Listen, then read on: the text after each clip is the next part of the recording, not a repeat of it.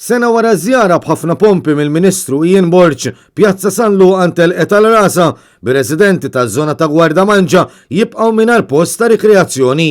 Din kienet il-karba tagħhom ma' Net News wara li fit-2 ta' Marzu tas-sena li għaddiet il-Ministru tat-Toroq qal li biex din il-pjazza tinbidel kienet isirilha investiment ta' €1,000,000 biex ir-residenti jingħatalhom spazju miftuħ ġdid. Madankollu, wara sena minn dak il-kliem sabiħ, Pjazza San Luqa spiċċat qar milli kienet, b'ħaxix ħażin jispunta minn kull imkien u l-postijiet li suppost kellhom ikunu dedikati għat tħawwil ta' pjanti spiċċaw mimlija b'aktar ħaxix ħażin. Il-persuni li tkellmu ma' Net News fakru kif ix-xogħol fuq din il-pjazza kien inbeda fil-bidu tal-2019. Aktar minn sena wara ma' żjara tal-Ministru Ian Borch, ix-xogħol kien kważi lest. Madankollu kollox jidher li tħalla rasu minn dakinhar. Fil-fatt xogħol ta' kafkaf u nuqqas ta' manutenzjoni fi kliem ir-residenti ġabu lil din il-pjazza fi stat qar milli kienet qabel ma beda x-xogħol.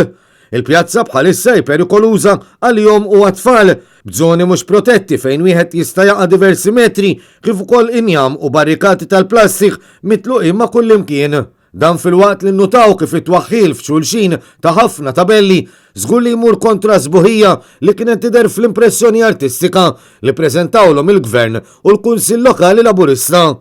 Għaldaqstant ir-residenti li tkellmu ma' Net News appellaw lill-Ministru Ian Borch biex ma jinsihomx u mill-kliem sabiħ jgħaddi għal fatti ħalli anke huma fl-aħħar jibdew igawdu minn din il-pjazza li ilha tant tiġihom imwiegħda.